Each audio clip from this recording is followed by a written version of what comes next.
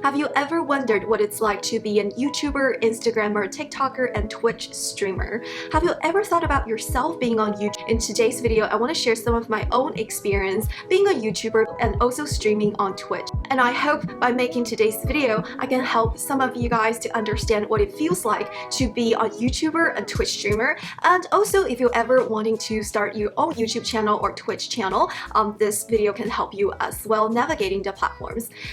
The truth about social media coming up. Hello everyone, welcome back to Miss Ming's channel. This is Miss Ming, and my channel I do vlog videos, makeup videos, lifestyle videos, study videos, fitness videos, and everything I'm passionate about to create a happy, healthy, beautiful lifestyle. And I'm also a Twitch streamer. I stream on Twitch, so check it out. My Twitch handle is also Miss Ming Lifestyle, so as my Instagram. So follow me on different social media platforms. I've been a YouTuber for over 20 months, for almost 2 years, and I also started to stream on Twitch and try to grow different Instagram accounts.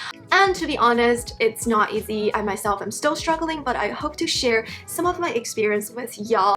First of all, to be on social media, it is so time consuming. First, you need to film videos, either sit down to film or you go out there to film. It takes a long time to film a video. Just like this video that I sit down to film, actually, I have to do the intro for over 7 times, let alone editing video. When I'm editing videos, first I need to take out the disfluencies, which means sometimes I stutter, sometimes I correct myself, I have to cut those parts out, and sometimes I felt like I ramble too much, I have to cut that part out. But editing videos is not just about cutting things out, it's also about putting things in. So to be able to be more visually stimulating, I also need to put in some B-rolls. So I have the interplay of A-rolls, which is sit-down videos, and B-rolls, so you guys are not just looking at my face sitting here for a long time for the entire video. So when I first started my YouTube channel, I was doing my PhD. I was actually in my last academic year of PhD. I was collecting data for my dissertation. I was trying to do data analysis. I'm trying to publish. I'm trying to teach. I have so much work to do with my PhD studies and my job. Still decided to start a YouTube video because I felt like this whole editing and this whole filming experience has been a very great creative outlet. So in my daily life, it gets boring sometimes if you're just coding, if you're just doing data analysis, if you're just writing PhD academic papers. Just because I want different experience in my life, I want to do something outside of my studies to actually, I don't know, it's just take a mental break, because the social media work is very time consuming. And on top of that, I have my PhD studies. I also need a job to support myself. So I actually had a lot of things going on in my last year of PhD life. But in a sense that it makes my life more fulfilling. I'm not just focusing on one thing and make myself super tired. There was definitely a time I felt like so depressed because every day I'm just doing the same thing, but now I can switch things around between my writing publications and publishing my videos, which is a very creative outlet for me, So I definitely experienced a lot of sleep deprivation from my last year of PhD because I was trying to do so much things at the same time. I can't say that, oh, I'm so good at time management that I just handled everything well. No, there are definitely times when I felt like I need to upload the next video. I will edit this video until 3 a.m. and the next day I need to wake up and then go to work. I need to wake up and go collect my data. I need to wake up and write my dissertation. I had to give up a lot of things to be able to gain the things I want to gain, to be able to achieve my goals. The most rewarding moment was actually when I graduated and got my PhD. The same month my YouTube channel was monetized.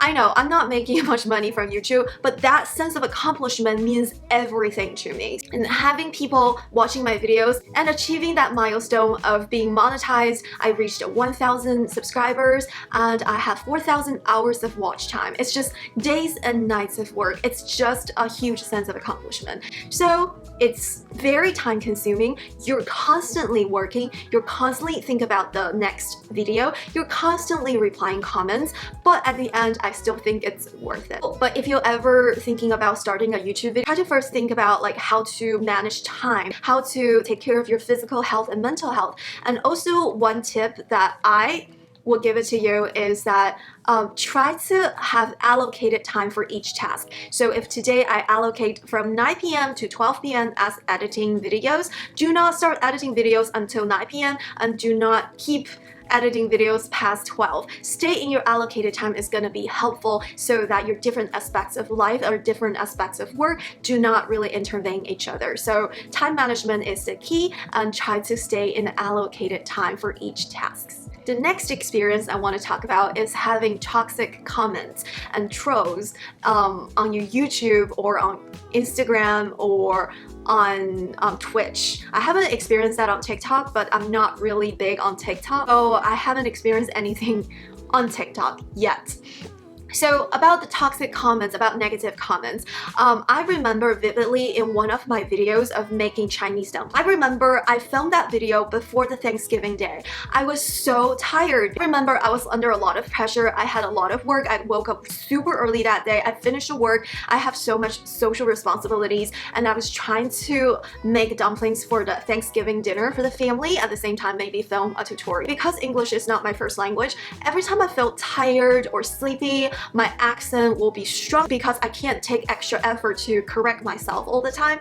So in that video, I think you can kind of tell that my accent is kind of heavier, and somebody commented in my video saying, "Your English is so weird." Just imagine this: if you are English native speaker and you're trying to make a YouTube video in French, and every time you sit down to film that video, you're very self-conscious about your French, and the last thing you want to see in a comment is, "Your French is so weird." I remember I felt so bad afterwards, and there are also a couple of other videos like people make comments about like, "Oh, you don't know how to do this, you're so dumb," something like that. But there are a lot of people making those toxic comments or negative comments. At first, it really got me. I started questioning whether I should keep my English channel or just completely switch to a Chinese channel, just speak my own language. At the same time, there's so many family members, there's so many friends, and there's so many people who I don't even know across the world subscribe to this channel. There are 1,500 people subscribed to my channel watching me talking in English. So many people that I don't even know leaving positive comments under my YouTube video. So my solution afterwards is just, if somebody is really truly giving me constructive feedback, like for example, I've had really constructive feedback in terms of how to do my eyebrows, I have constructive feedback in terms of how to shoot my B-rolls, maybe fast forward this part a little bit and things like that, then I'll be greatly appreciated, because you know, you're saying something to help me to improve. You're supporting my channel. Versus there are also other people that would judge me based on my accent. You know what? I cannot change my accent. Experience overall taught me to really focus on the positive comments, to focus on people who have been supporting you since day one, for people who actually give you valuable constructive feedback for improvement, and just not really think about anything people said negative about you to hurt you. When you put yourself out there, there's always gonna be people who love you and support you no matter what. There are always gonna be other people who just don't like you and they want to say things to hurt you. But if you're truly hurt by their comments, that means they win. Don't let those toxic people to win. So focus on the positive, focus on the people who genuinely support you, and make content for them, not the toxic people. So building on that last point, another thing about being on social media is that every time you put yourself out there, people are gonna judge you. I know I'm not putting myself on Instagram to be judged of my height, my weight, my skin, but people are gonna judge you here and there. They're gonna say, "Oh, you look so short. Oh, your legs are chubby. Your body is not proportional. You kind of look like so and so." So every time you put yourself out there, regardless which platform, people are gonna judge you. There are always gonna be people who find you interesting and lovely. There are always gonna be people who find you boring and not interesting. Every time you put yourself out there, you are gonna receive mixed feedback. One important thing is to differentiate the constructive criticism and people who actually judge you just to troll. At first, I just couldn't. I always take it to my heart. I always felt like,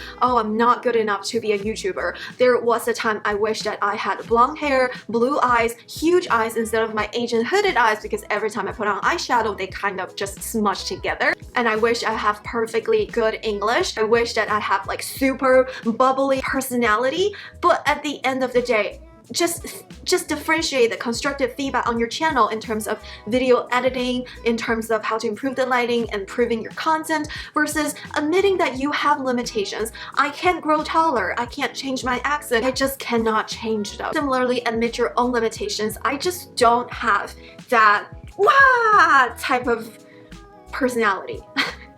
I know, those personalities are super fun to watch, but that's not me. Don't get lost. Don't get lost just because you want to entertain people. Don't lose yourself.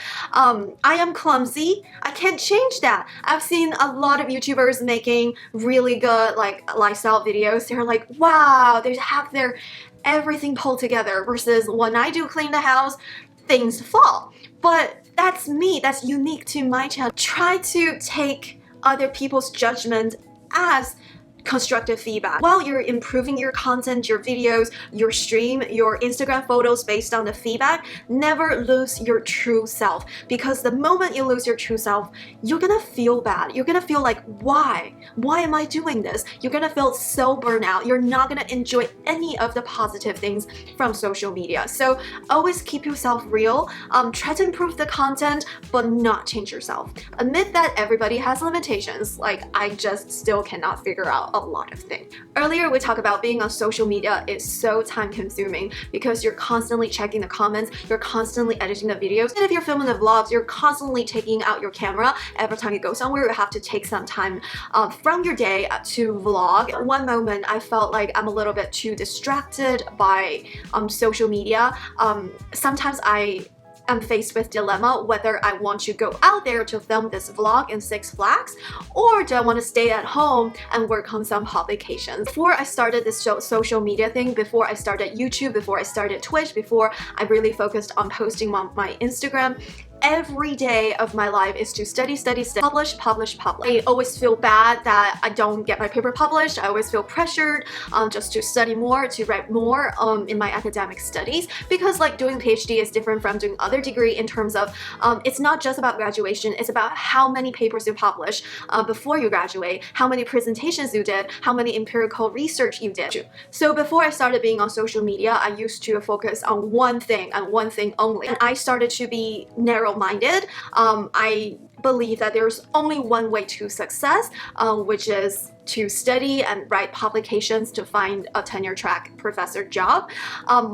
And before I started to be on social media, I always felt like if I couldn't use every single minute to study, then I'm losing it. I definitely threw some tantrum before just because I wasted time and not studying. And also before, when I felt I'm so mentally fatigued about my PhD studies, I felt so bad and depressed because I felt like I'm not pushing myself harder.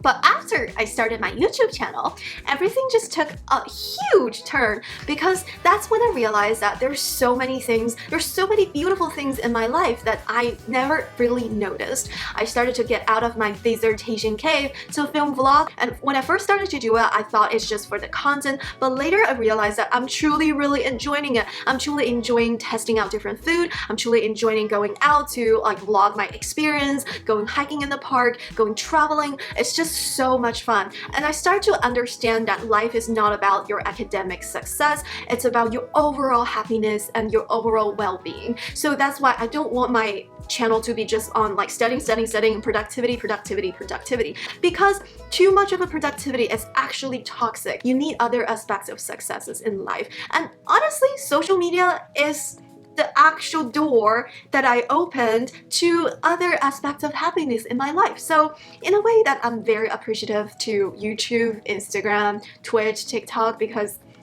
it's been keeping me busy, but in a very good way, and I started to enjoy life way better. I think my life quality is getting way higher after I started the social media. I know it sounds a little bit weird, but I know. The next experience I want to share about being on social media, I remember when I first started my YouTube channel, when I first started to making videos in English, my biggest insecurity is my accent. I tried everything to drop my accent. I will watch my own videos over and over again to see why my accent is strong in certain words but not the others. Why can't I pronounce it right? Why is my intonation wrong? I felt like I was so insecure about my non-native English accent. That also speaks to the real-life social issues that some people are discriminated against because they speak with a heavy accent. They're usually seen as less intellectual. Never thought I would experience that because in real life, I was a PhD student, now I'm a PhD. I have doctor in front of the title, but from time to time, there are also people making fun of my accent. Other than accent, I was very insecure about my body image, my skin, my acne, and also like I think when I was like watching a lot of YouTube makeup tutorials, I think every time when there's a new makeup palette, I've seen a lot of us putting the makeup on their eyes. Their eyes are absolutely beautiful, and then I put the makeup on my eyes because I have the Asian hooded eyes. It just doesn't work that way. And there are also people commenting on my YouTube saying you just don't know how to put on the eyeshadow, you just don't have the proper techniques, which is probably true. But sometimes, like, when you have hooded eyes, you just don't understand. Like, it just hooks into it. I put on sunscreen, I blink my eyes, and the sunscreen will just crease right here without anything else. So there was a time I wish that I have huge eyes just like my other YouTuber friends who are not Asians. And also when the pandemic first started, I've had some vlogs that I filmed last year in China. And then I was having a lot of insecurity about posting a vlog in China because we received a lot of discrimination. My husband got a discrimination phone call on his work phone, and I was really hesitant in terms of posting my vlog, travel vlog in China. It's almost like I'm trying to hide my ethnicity of being Chinese. But later I was reflecting on why I was being so hesitant, why I was trying to get rid of my own identity. I felt like it shouldn't be that way. Like, social media should be giving me a voice to vocalize my own identity, to share my own identity to the world, not so much making myself ashamed of who I am, ashamed of my accent, and ashamed of my own appearance, and ashamed of where I come from. And another thing about social media is being a girl. I've seen it both ways. It's just a little bit weird. So I've seen a lot of guy YouTubers and guy streamers, like male YouTuber, male streamers, they would say that thank you so much for your support. I gotta take care of my family. Your support is to my family. You know, being the guy, I need to take care of my family. I've never seen a girl YouTuber or girl streamer saying, oh, I gotta thank you so much for your support. I gotta take care of my family. I gotta take care of my kid. I gotta take care of my husband financially. And I think it's in a way very gender unequal. How come a guy is supporting the family but the girls are not? It just doesn't make any sense. Also, like, similarly, for like, oh, you're married, you're supported by your husband. I'm like, I'm married, but I'm supported by myself. I think it's a gender issue overall. Previously, I did a study with the US represented data. So basically, my statistical analysis show that even if you have the same degree, same years of experience, female make significantly lower income compared to male. That translates to social media as well, because when you see a guy streamer or guy YouTuber, they can say, oh, thank you guys so much for your support because I gotta take care of my family. But when it comes to me, people are like, oh, you're a girl, you're married, you're taken care of. I don't think that's how it works. I think in a marriage, we're taking care of each other. Like, I'm financially taking care of my husband as much my husband is financially taking care of. I think this whole reflection really came from my experience of coming from a single parent family. My dad had never helped me or my mom financially or otherwise. I just know being a girl, you need to be financially independent. And I really appreciate my husband who has been very encouraging, who's been very supportive of my career, my financial independence. I just think this whole gender inequality has to stop. This stereotype has to stop. Like, women has to do chores, like men has to take money, and if you're a girl, you're married, you're taken care of financially. This whole stereotype has to stop. It's so unfair to the women who are trying to be independent.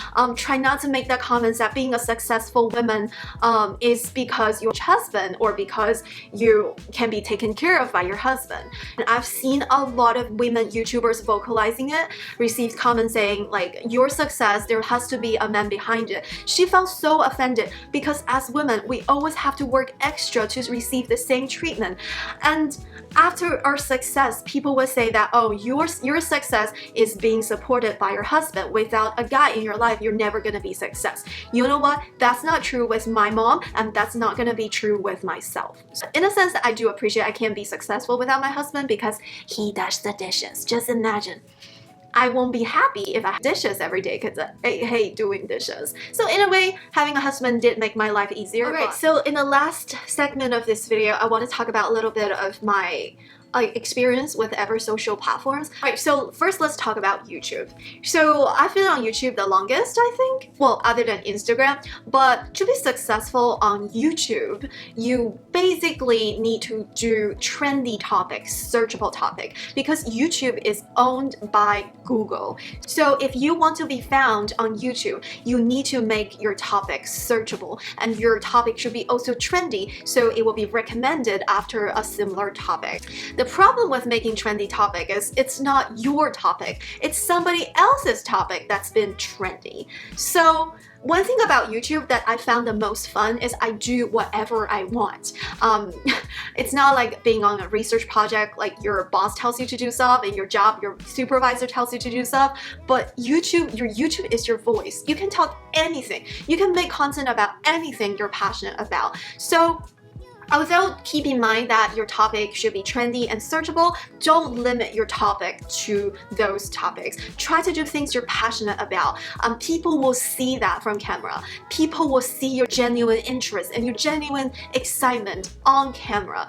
And they will get infected by your genuine excitement as well. So I will do a combination of trendy and searchable topic, but also your own interested topic so that people really get to know you. So once you start to build a following, then people will be more interested in your topic and your unique contribution to the YouTube content, not so much of the trendy topic or searchable topic. But you definitely need to do the searchable topic at the very beginning of your YouTube videos or YouTube channels so that people actually can find you among all the millions of YouTubers out there. We don't quite know how the algorithm works. I've watched like so many YouTube videos about how algorithm works, but the algorithm actually changes as the human behavior changes. The YouTube algorithm is actually adaptive to the human behavior. Algorithm will be this in this month, but next month it may be actually different. But what remains unchanged is you. So do not lose yourself when you're trying to beat the YouTube algorithm. At the same time, keep in mind that there is an algorithm. You kind of do want to play the game a little bit. So my general advice is that be authentic, be genuine, also be searchable, be trendy, and also try to beat the algorithm, but don't worry about it too much to the point that it stresses you out. Next one is Instagram. Instagram is a huge platform. It's so hard to be found on Instagram actually because there's so many people on Instagram. The reason is being that everybody these days has an Instagram account. Unlike YouTube, you actually have to put effort in terms of filming and editing. Instagram is really just uploading photos. There's really very little effort. Even people who are not really interested in social media, they still have Instagram to just keep in touch with their friends. With Instagram, it's really about the theme of your Instagram. I tried to grow my own Instagram page. It was just lifestyle. It's so much harder because I'm doing here and there versus my food blog actually grows way faster because I'm doing the food. So it's more consistent. There's a theme. So if you are trying to do an Instagram page for social media, not for yourself, not for your personal account, try to have a theme, whether you want to do crafting, whether you want to do food, whether you want to do travel. You just have to keep up in the same theme on your Instagram. So people who follow your Instagram, they know that this whole channel, this whole Instagram page is about study. This whole Instagram page is about food. It's easier to get people follow you on Instagram versus my own personal Instagram account is a lifestyle account. I have the biggest following, but I also posted a lot. It's really, I had a lot of friends on that Instagram account. But that Instagram account actually grows the least fast. But at the end of the day, Instagram is more for fun. You have to have a super large Instagram follow to be able to sponsor. So to me, it's just for fun. It's also about networking. We do have a little food review group of the local city. So basically somebody organized some social events of the food blog the food bloggers in San Antonio. So Instagram, you can definitely do some local networking event and try to go to people who in the same topic comment genuinely, and they will like start to notice your page as well and support each other. But it's all about the fun at the end, because I think it takes a long time if you're gonna make Instagram account your business. No kidding. Like, I know a lot of people say you can, and there are different tricks to do it, but it gets boring at the end of the day if all you do is to trick. Try to grow genuine followers. It's gonna be rewarding at the end of the day. Next, let's talk about Twitch. I'm also a Twitch streamer. I didn't stream a lot for a while, and then I started to go back to Twitch streaming again. Twitch streaming is a lot of fun because it's a live conversation. It's about community, because every time I stream for a long time. When I have fun, I kind of lost track of time. That's why I love Twitch streaming, because it's really, really fun, especially during the quarantine, because I think I had this quarantine blue in April. A lot of things had happened, and then I didn't stream for a while, and then I got back to Twitch streaming, and it's just so fun, and my day just goes by super fast when I stream, and I felt like I want my day to be longer when I stream. Twitch is heavily relying on the community. At least my Twitch channel is heavily relying on the community. Can get a little bit awkward when you happen to stream on the time that your community is not available. Is to find your community, to build your community, to find your people, because not everybody is gonna be your people. Some people are gonna find you boring, some people are gonna find you clumsy, some people are gonna find you not a good gameplay, but at the end there are always gonna be other people find you interesting, find you entertaining, and find your value of your stream. So the most important thing is to first understand yourself. What do you want? What are you like? Are you a nerd, or are you a super bubbly, entertaining person?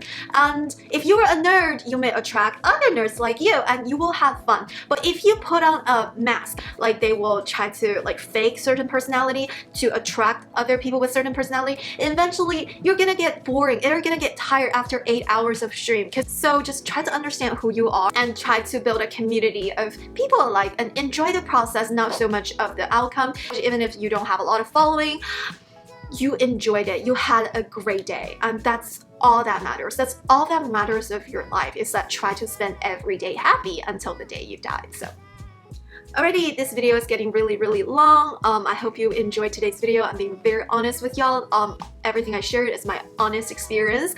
I hope this video brings you value, brings you some understanding of the truth about social media, what it feels like to be on social media, and if you are going to be on social media to be a YouTuber, Instagrammer, Twitch streamer, I hope it helps you out. I hope my experience helps you out. So yeah, that's it for today. If you enjoy it, please give it a thumbs up for the YouTube algorithm, and also subscribe to this channel, ring the notification bell so that you'll be notified every time I upload a new video, and follow me on Instagram at Miss Ming Lifestyle, follow me on Twitch at Miss Ming Lifestyle. I also have a TikTok named Miss Ming Lifestyle, but I don't post there a lot because I felt like I don't have a lot of cool things to post recently because I haven't done anything cool. But alright, that's all for today. Thumbs up, subscribe. I'll see you in my next video. Bye!